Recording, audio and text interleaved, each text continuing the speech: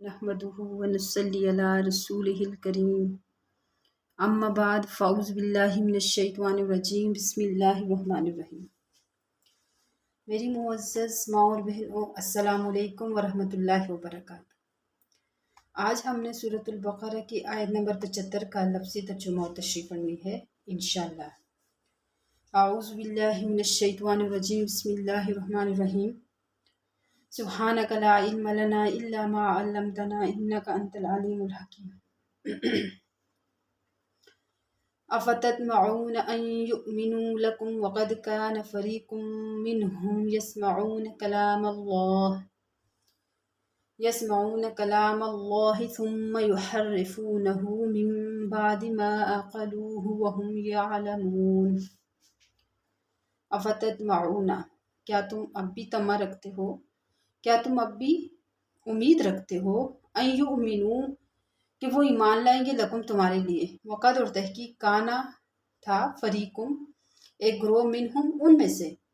یسمعون جو سنتا تھا، کلام اللہ اللہ کے کلام کو، ثم پھر یحرفونہ اس کو بدل ڈالتا تھا، اس میں تحریف کرتا تھا، من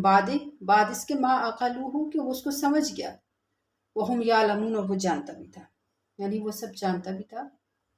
کہ یہ کلام اللہ کی طرف سے حق ہے، اور وہ یہ بھی جانتا تھا کہ میں جو کام کر رہا ہوں وہ غلط ہے، لیکن اس کے باوجود اس نے راز نفسانی کی خاطر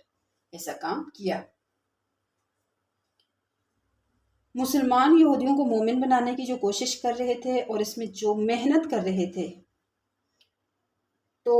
یہود کے حالات و واقعات بتا کر اور سنا کر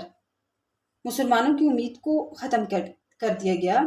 کہ آپ یہ جو محنت اور کوشش کر رہے ہیں نا، یہ محنت اور کوشش آپ کی کوئی فائدہ نہیں دے گی آپ کو۔ کیا فرمایا، اے مسلمانوں، کیا یہ سارے قصے سن کر اب بھی تم توقع رکھتے ہو، اب بھی تم امید رکھتے ہو کہ یہ یہودی تمہارے کہنے سے ایمان لے آئیں گے؟ حالانکہ ان سب مذکورہ قصوں سے بڑھ کر ایک اور بات بھی ان سے ہو چکی ہے۔ ان میں کچھ لوگ ایسے گزرے ہیں کہ اللہ تعالیٰ کا کلام سنتے تھے، پھر اس کو کچھ کا کچھ کر ڈالتے تھے، اور اس کو سمجھنے کے بعد ایسا کرتے تھے، اور لطف تو یہ ہے کہ جانتے تھے کہ ہم برا کر رہے ہیں، صرف اغراض نفسانی کی خاطر ایسا کرتے تھے۔ مطلب یہ ہے کہ جو لوگ ایسے بے باک اور ایسے اغراض نفسانی کے اسیر ہوں، وہ کسی کے کہنے سننے سے کب باز آنے والے ہیں؟ ہرگز وہ کسی کی سننے والے نہیں۔ اور کلام اللہ سے مراد یہاں پر یا تو تورات ہے، اگر تورات ہے تو یسمعون سے مراد بواسطہ انبیاء، یعنی انبیاء کے واسطے سے انہوں نے اس کلام کو سنا، اور تحریف سے مراد یہاں پر اس کی تفسیر کو، اس کی کلمات کو بدل ڈالنا ہے، یا دونوں کو بدل ڈالنا ہے، یا یہاں پر کلام اللہ سے مراد وہ کلام ہے جو ان 70 آدمیوں نے بطور تصدیق موسیٰ علیہ السلام کو طور پر سنا تھا،